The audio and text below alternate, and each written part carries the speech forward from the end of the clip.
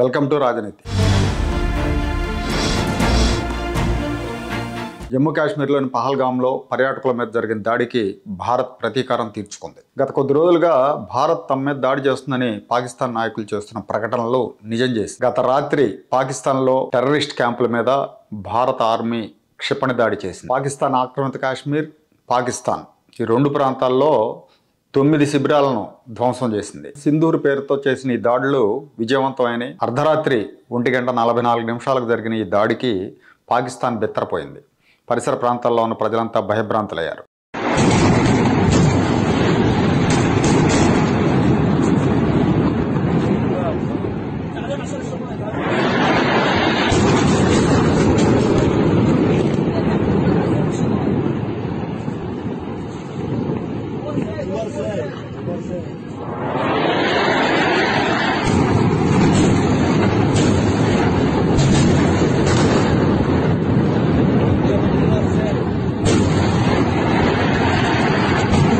దాడి తర్వాత తగిన సమయంలో ప్రతీకారం తీర్చుకుంటామని పాకిస్తాన్ ప్రకటించింది. భారత ప్రభుత్వం మాత్రం పాకిస్తాన్ పౌరులకు కానీ పాకిస్తాన్ మిలిటరీ స్థావరాలకు కానీ ఎలాంటి నష్టం జరగలేదు, మేము కేవలం ఉగ్రవాద శిబిరాలనే లక్ష్యంగా పెట్టుకున్నాం, సక్సెస్ అయ్యామని ప్రకటించింది. పాకిస్తాన్ ఆక్రమిత కాశ్మీర్లో లష్కర్-ఏ-తోయిబా హెడ్ క్వార్టర్స్, అలాగే లాహోర్కు సమీపంలో ఉన్న జైషే మహమ్మద్ స్థావరాలను ఈ దాడిలో ధ్వంసం చేశారు. టార్గెట్స్ని చాలా జాగ్రత్తగా ఎంపిక చేశామని ఒక ప్రకటనలో పేర్కొన్నారు.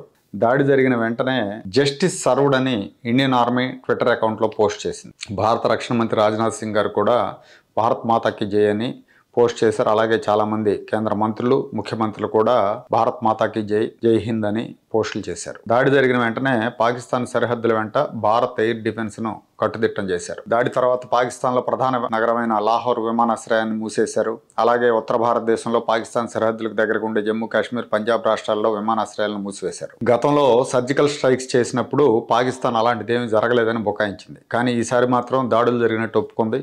పాకిస్తాన్ ప్రధానమంత్రి 5 చోట్ల భారత్ దాడి చేసిందని పేర్కొన్నారు. ఈ నేపథ్యంలో భారత్ దాడికి ప్రతీకారంగా పాక్ ఏం చేయబోతుందన్న చర్చ జరుగుతూ ఉంది. అంతర్జాతీయ సమాజం దీని మీద ఎలా స్పందిస్తుంది అనే చర్చ కూడా ఉంది. అమెరికా అధ్యక్షుడు డొనాల్డ్ ట్రంప్ అయితే ఇది సిగ్గుచేటు, నేను ఇప్పుడే దాని గురించి విన్నాను, వాళ్ళు దశాబ్దాలుగా శతాబ్దాలుగా పోరాటాలు చేస్తున్నారు, నిజానికి ఇది త్వరగా ముగిసిపోవాలని నేను ఆశిస్తున్నానని ఆయన అన్నారు. No, it's a shame. We just heard about it just as we were walking in the doors of the Oval. Just heard about it. I guess people knew something was going to happen based on a little bit of the past. They've been fighting for a long time. You know, they've been fighting for many, many decades and centuries, actually, if you really think about it.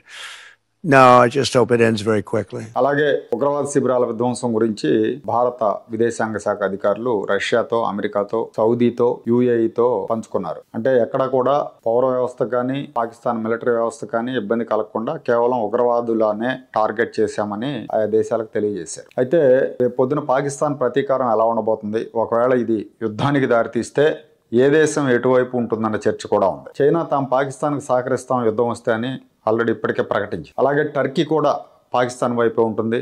Already టర్కీకి చెందిన యుద్ధ నౌక ఒకటి పాకిస్తాన్కి సపోర్ట్గా Arabia సముద్రంలోకి వచ్చి తెస్టేసింది. వాస్తవానికి పాకిస్తాన్ నౌకాదళం చాలా బలహీనంగా ఉంటుంది.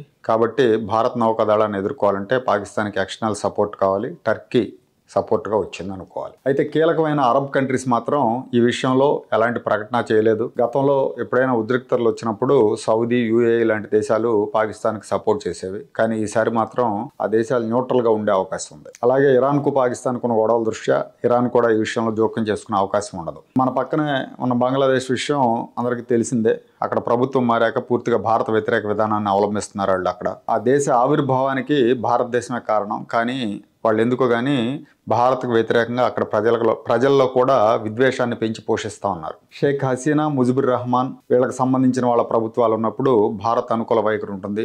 అలా లేనప్పుడు భారత్కు ప్రతికూలంగా ఉండటం అనేది రివాజ్గా మారింది. కాబట్టి వీళ్ళు పాకిస్తాన్కు అనుకూలమే అనుకోవాలి. ఇక భారత్కు బహిరంగంగా మద్దతు ప్రకటించి భారత్ తరపున రంగంలోకి దిగే దేశాలు ఉండకపోవచ్చు, కానీ ఆయుధ పరంగా దౌత్యపరంగా రష్యా భారత్ వైపు గట్టిగా నిలబడుతుంది. అలాగే ఇజ్రాయెల్, ఫ్రాన్స్ కూడా భారత్ వైపే నిలబడతాయి. ఇజ్రాయెల్ చాలా ఏళ్లుగా నిఘాపరమైన సమాచారాన్ని భారతదేశంతో పంచుకుంటా ఉంది. ఇజ్రాయెల్ వాళ్ళ నిఘా వ్యవస్థ మొసాద్ చాలా పటిష్టమైంది.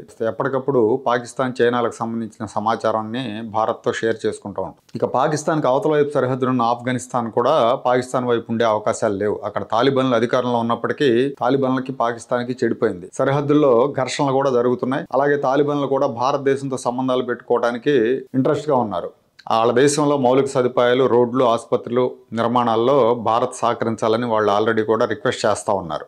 ఎందుకంటే గతంలో ఆఫ్ఘనిస్తాన్లో ఇలాంటి పనులన్నీ చేసిన చరిత్ర భారతదేశానికి. సో దాన్ని దృష్టిలో పెట్టుకొని తాలిబాన్లు భారత్తో సహకారాన్ని కోరుకుంటున్నారు. కాబట్టి వాళ్ళు పాకిస్తాన్ వైపు మోకరు. ఇక అమెరికా, బ్రిటన్లో అయితే పరిస్థితిని బట్టి, అంటే గోడ మీద పిల్లి చందం అనుకోవచ్చు, పరిస్థితిని బట్టి వాళ్ళు సైడ్ తీసుకునే అవకాశాలు ఉంటాయి. అయితే పూర్తి స్థాయి యుద్ధంగా మారినప్పుడే ఇలా జరగవచ్చు అని ఒక అంచనా. ఒకవేళ పాకిస్తాన్ వైపు నుంచి నామమాత్ర స్పందన ఉంటే కనుక యుద్ధం జరగదు. ప్రస్తుతం పాకిస్తాన్ ఆర్థిక పరిస్థితి చాలా దారుణంగా ఉంది. దేశం దివాళాకు దగ్గరగా ఉంది. ఇలాంటి పరిస్థితుల్లో యుద్ధానికి దిగితే మరింతగా దిగజారిపోయే పరిస్థితులు ఉంటాయి. కాబట్టి ఏదో పరువు నిలుపుకోవడానికి తూతూ మంత్రపు దాడులు చేసి మేము కూడా దాడి చేశామని చెప్పుకునే అవకాశం ఉంటుంది.